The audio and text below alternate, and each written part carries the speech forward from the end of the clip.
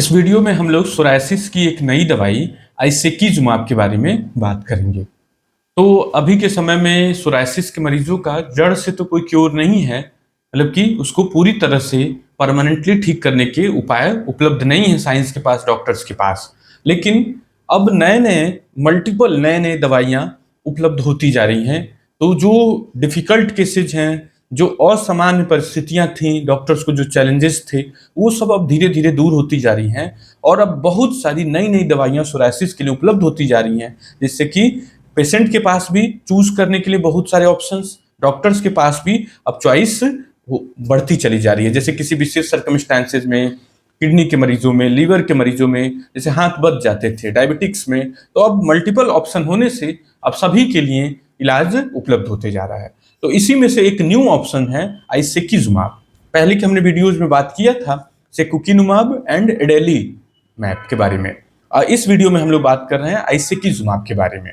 तो आइसेकीजुमाब जो है इसमें की एक नई एडिशन है और ये जो दवाई है ये एफडीए के द्वारा अप्रूव्ड है। जो अमेरिका की अथॉरिटी है, हेल्थ अथॉरिटी है, उसने इस दवाई को सोरायसिस के जो प्लाक सोरायसिस है, moderate to severe plaque psoriasis और सोराइटिक आर्थराइटिस, इसके अलावा जोड़ की दो और बीमारी ankylosing spondylitis and axial spondyloarthritis, इसमें भी ये 4 बीमारियों में एफडीए के द्वारा अप्रूव्ड कर दी गई है। तो ये जो दवाई है ये इंटरल्यूकिन 17A को इनहिबिट करती है। तो उससे जो इन्फ्लेमेटरी कैस्केड होता है वो ब्लॉक हो जाता है और फिर जोड़ के दर्द में और सोरायसिस में काफी ज्यादा फायदेमंद दवाई के तौर पर उभरी है। ये दवाई खाने वाली गोली के तौर पर नहीं उपलब्ध है, ये केवल अभी इंजेक्शन के तौर पर उपलब्ध है। और ये जो इंजेक्शन होता है वो प्री फिल्ड सिरिंज के तौर पे आता है। जो कंपनी बनाती है उसको सिरिंज के अंदर ये दवाई भर करके आती है और डायरेक्टली जो स्किन की तीसरी लेयर है, सबक्यूटेनियस फैट, जो स्किन की तीसरी लेयर वहां पर लगा दी जाती है, पेट पे या फिर थाई पे, जांग पे या फिर हाथ पे। साधारणतः डॉक्टर पेट वाली स्किन को ज्यादा उपयोग में लाते हैं। जो नाभि के पास का जो फैट है उसी के अंदर ये दवाई लगाई जाती है। और इसका जो सेफ्टी इशू है वो भी अब काफी अच्छा पाया गया। हालांकि कुछ महत्वपूर्ण चीजें हैं जो इस दवाई के बारे में जानना और समझना बहुत ज्यादा जरूरी है, नहीं तो ये दवाई भी कुछ विशेष परिस्थितियों में खतरनाक और जानलेवा भी साबित हुई है। तो उसके बारे में हम लोग अभी डिस्कस करेंगे। लेकिन ओवरऑल सेफ्टी और इफिकेसी, मतलब क्षमता और सुरक्षा दोनों के मामले में काफी बेहतर दवाई बनके ये उभरी है। जैसे सेकुकिनुमैब दवाई थी काफी ज्यादा कारगर और काफी ज्यादा सुरक्षित थी, तो उसी तरह से ये दवाई भी काफी ज्यादा कारगर और काफी ज्यादा सुरक्षित दवाई के तौर पर उभरी है। ये दवाई 40 mg से लेकर के 160 mg के डोज पर इस्तेमाल की जाती है और शुरू में ये दवाई जल्दी जल्दी लगाई जाती है। जैसे डॉक्टर शुरू में 2 हफ्ते पर लगाता है और बाद में मेंटेनेंस थेरेपी के तौर पर महीने महीने पर आपको लगाता है। तो और अच्छी चीज ये है कि ये बच्चों में भी अब काफी ज्यादा उपयोग की जाने लगी है और बड़ों और ज्यादा उम्र के लोगों में भी ये दवाई सुरक्षित बन के निकली है। ये दवाई देने से पहले डॉक्टर आपके शरीर में कुछ टेस्ट करवाता है, कुछ इंपॉर्टेंट चीजें मॉनिटर करता है, उसके बाद ही आपको ये दवाई देता है। जैसे आपका CBC, LFT, KFT, viral marker जैसे hepatitis B, hepatitis C, HIV, इनका कोई शरीर में इन्फेक्शन तो नहीं है उसके बारे में पता लगाता है। टीबी बहुत ही जरूरी है, टीबी के इन्फेक्शन का पता लगाने के बिना ये दवाई दी ही नहीं जा सकती है। छाती के एक्सरे करवा सकता है डॉक्टर, सस्पिशन के केसेस में सीटी स्कैन करवा सकता है, मैंटू टेस्ट, एक छोटा सा इंजेक्शन आता है उससे टीबी का टेस्ट पता लगाया जाता है, वो टेस्ट करवा सकता है। इसी तरह आपके हार्ट का भी चेक करता है doctor, ECG, age appropriate vaccination, जो लाइव वैक्सीन है, जो जीवित वैक्सीन होते हैं, वो वैक्सीनेशन सारे कंप्लीट हो जाने चाहिए इस दवाई को देने से पहले। तो डॉक्टर ये सब रीएश्योर करता है, उसके बाद ही ये दवाई आपके शरीर में एडमिनिस्टर करता है। तो ये सब चीजें बहुत महत्वपूर्ण होती हैं और इनको आप कभी भी खुद से नहीं लगा सकते। ये दवाइयाँ क्योंकि नई दवाइयाँ हैं, ये हमेशा डॉक्टर के गाइडेंस में, डॉक्टर के क्लिनिक पर ही ये दवाइयाँ हॉस्पिटल में ही लगनी चाहिए। अब नेक्स्ट पार्ट आता है इसके साइड इफेक्ट का। इसके जो साइड इफेक्ट हैं वो अधिकांश side effect simple side effect होते हैं, मतलब कोई कंसर्निंग साइड इफेक्ट नहीं होते हैं, कोई प्रॉब्लमेटिक साइड इफेक्ट नहीं होते हैं। तो जो सबसे ज्यादा साइड इफेक्ट देखा जाता है वो देखा जाता है इंजेक्शन साइट रिएक्शन। जैसे जहां पर सुई लगाया वहां पर दर्द होना, थोड़ा लालपन होना, थोड़ा सूजन होना, थोड़ी तकलीफ होना, इस तरह का देखा गया है, जो कि आसानी से खुद ब खुद या फिर कुछ सिंपल दवाइयां या क्रीम से ठीक हो जाता है।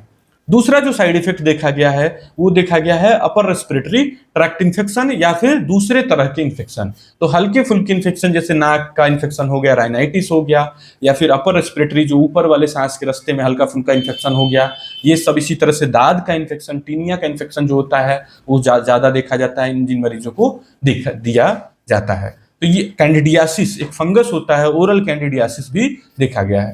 तो ये भी एक सिंपल और आसानी से मैनेज किया जाने वाले इन्फेक्शन में काउंट होता है। इसके अलावा भी माइनर जो साइड इफेक्ट्स है उसकी काफी लंबी लिस्ट है, लेकिन वो कतई कंसर्निंग नहीं होते हैं, वो सब आसानी से इजिली हैंडल कर लिए जाते हैं या फिर खुद ही ठीक हो जाते हैं। जो मेजर कंसर्न होता है उसके बारे में हम लोग बात करेंगे। जैसे इस इंजेक्शन की वजह से एनाफाइलेक्सिस, एंजियोएडिमा रिपोर्टेड है, मतलब कि ये इंजेक्शन खुद ही रिएक्ट कर गई, मतलब आपको इंजेक्शन ये दी गई और ये इंजेक्शन से ही एलर्जी शरीर में पैदा हो गई, शरीर में सूजन हो गया, आंख सूज गया, होंठ सूज गया, सांस का रास्ता सूज गया, जगह जगह लाल लाल चकत्ते, रैसेज आ गए। तो ये प्रॉब्लम कभी कभी सीरियस रूप ले लेती है। तो ये सीरियस रूप लेती है तो ये कभी कभी खतरनाक और डेडली प्रॉब्लम के तौर पर देखी गई है। तो यदि हॉस्पिटल में मरीज लेता है तो इस साइड इफेक्ट को कट करने के लिए तमाम तरह की दवाइयां उपलब्ध हैं, जैसे कि एविल नाम का इंजेक्शन आता है, हाइड्रोकॉर्ट, प्राइमाकॉर्ट, इस तरह के इंजेक्शन दे करके डॉक्टर इस साइड इफेक्ट को आसानी से हैंडल कर लेता है। और यदि मेडिकल फैसिलिटी नहीं अवेलेबल है तत्काल में तो ये साइड इफेक्ट कभी कभी जानलेवा रूप भी ले चुका है, क्योंकि सांस लेना ही यदि बंद हो जाए मरीज का तो वो खतरनाक जानलेवा साबित हो सकता है।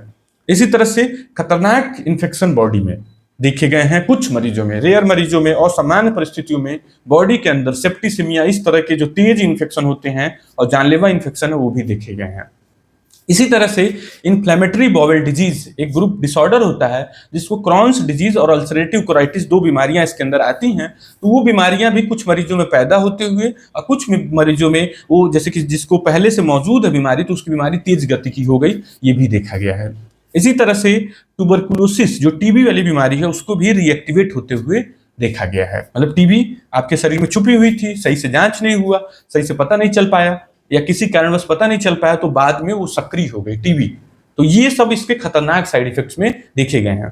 कुछ मरीजों में एक्जिमा टाइप के रैसेस, मतलब शरीर पे खुजली वाले बड़े चकत्ते जो कि काफी लंबे समय तक परसिस्ट करते हैं, हफ्तों तक परसिस्ट करते हैं, उस तरह के रैसेस भी देखे गए हैं। तो ये तो असामान्य साइड इफेक्ट थे जो कि डॉक्टर मॉनिटर करके अपने सामने देता है और आगे भी आपको मॉनिटर करता रहता है ताकि किसी भी प्रकार का प्रॉब्लम हो तो उसको आसानी से हैंडल कर लिया जाए। लेकिन ओवरऑल ये दवाई एक अच्छे विकल्प के तौर पर और बहुत ही ज्यादा कारगर दवाई, जैसे एक दवाइयों का सोराइसिस में एफिकेसी नापने के लिए एक स्कोरिंग मेथड होता है जो डॉक्टर इस्तेमाल करता है, जिसको कहा जाता है पासी स्कोर। तो उसमें ये बहुत हाई लेवल की दवाई, अच्छे कैटेगरी के दवाई के तौर पर उभरी है। जो अपने देश में प्रॉब्लम कहां पर है इस दवाई को लेकर के, अपने देश में जो सबसे मेजर इशू है ये कॉस्ट इसका। ये दवाई बाकी बायोलॉजिकल दवाई की तरह से ये भी एक मोनोक्लोनल एंटीबॉडी है, ह्यूमनाइज्ड मोनोक्लोनल एंटीबॉडी। तो इस वजह से ये दवाई की कीमत काफी ज्यादा है अपने देश में। जैसे हमने बात किया था पहले जो वीडियो में, सेकुकिनुमैब, एडेलिमुमाब, उमालिजुमाब, ये सब तीन दवाइयां भी काफी ज्यादा महंगी थी। तो उसी तरह से ये चौथी दवाई भी उसी ग्रुप से मिलती जुलती दवाई है, बायोलॉजिकल ग्रुप की दवाई है, तो इसका भी कॉस्ट काफी ज्यादा है। इस वजह से जो पुअर पेशेंट्स हैं उनके लिए बहुत ही मुश्किल काम है कि इस दवाई को लगवा पाना। इसकी कीमत हजारों में है, 20,000, 50,000, 60,000। और चूंकि ये भी नहीं है कि एक बार दवाई लग गई तो पीछा छूट गया, इसको रिपीट किया जाता है 2 हफ्ते पे, फिर 2 हफ्ते पे, ऐसे कई बार रिपीट किया जाता है और फिर बाद में इसको महीने पे या 2 महीने पे आपका डॉक्टर डिसाइड कर सकता है। तो निष्कर्ष के तौर पर ये दवाई एक अच्छे ऑप्शन के तौर पर उपलब्ध हो गई है सोरायसिस के इलाज में, सोरायसिस की वजह से होने वाले जोड़ खराब जो होते हैं उसमें, इसी तरह से जो दूसरे जोड़ की बीमारियां जैसे एंकोलाइजिंग स्पॉन्डिलाइटिस, एक्सियल स्पॉन्डाइलोआर्थराइटिस, ये सब जो बीमारियां जो कि पहले के समय उतना अच्छा इलाज नहीं था, उसके लिए विकल्प के तौर पर, अच्छा विकल्प के तौर पर उभर चुकी है। लेकिन कॉस्ट एक मेजर इशू है अभी भी इस दवाई के लिए, जो कि भविष्य में निश्चित तौर पर इस दवाई की भी कीमत कम हो जाएगी और ये दवाई सभी के लिए आसानी से उपलब्ध हो जाएगी। Thank you.